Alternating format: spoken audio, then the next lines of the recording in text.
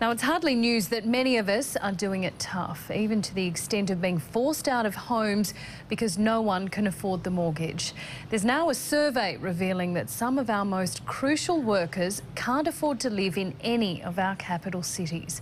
Nurses, teachers, firefighters, emergency workers, even police, priced out of the very communities they're charged with protecting.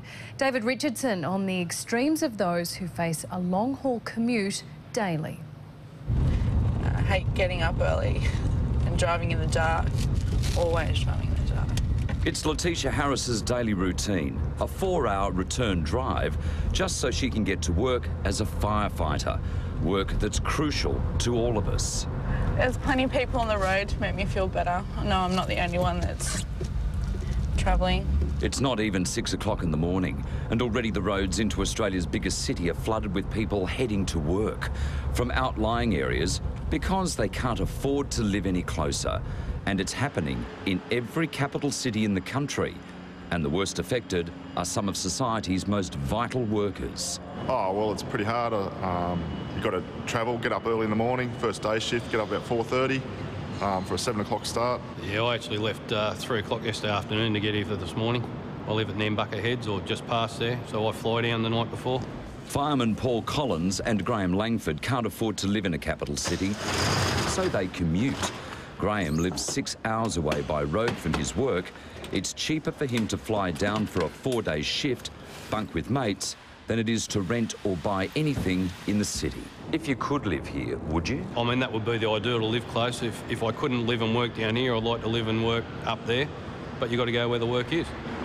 As I guess, 70 to 80% of us commute a fair distance, over an hour or hour and a half, 2 hours.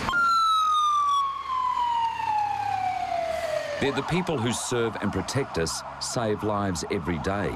But incredibly, they can't afford to live in the cities they serve and protect. But with the increases to petrol, interest rate rises and childcare, we can no longer afford to live here. So what are you going to do? We're moving. I've been offered a spot out in country New South Wales and we're leaving next week. Is it simply a matter of survival? It is. Sergeant Tony Wood is now packing up his family because Sydney has become just too expensive. Did you think that I may have to give this job up? Yes, I've considered that a number of times. And clearly you haven't. I haven't. I love the job. It's a good job. It serves the community. It's a very noble job. But it's getting to the point where I just can't afford to raise a family doing this job. To have a position where 93% of areas in Sydney are unaffordable is really an extreme position, even on international standards. Westbank Chief Executive Ian Caulfield has released a study that shows our key workers can't live in 80% of this country. What we've done is we've taken the average salary of these workers, so not people who are new to the profession, the average salary across the profession, and we've said if people are borrowing more than 5 times salary, then that area must be unaffordable to them.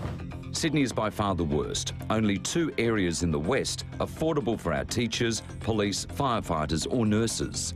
But take a look at Melbourne. Now almost 75% is a no-go zone for our most vital workers.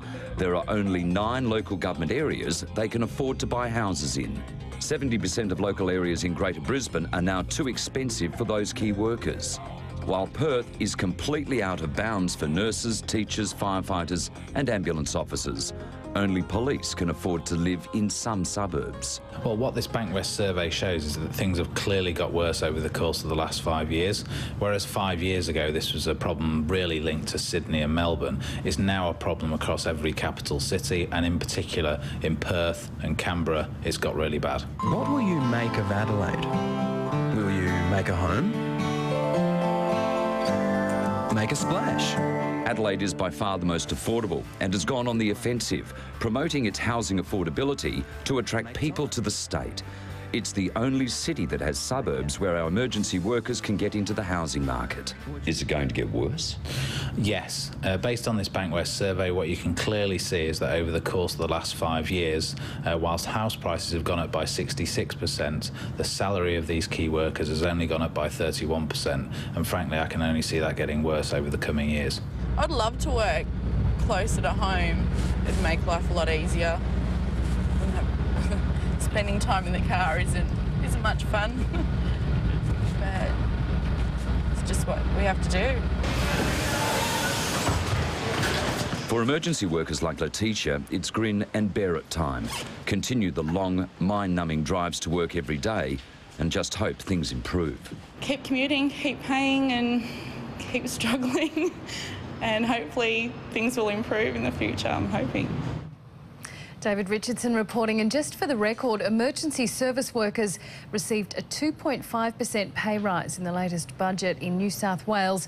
The federal budget gave politicians 6.7%.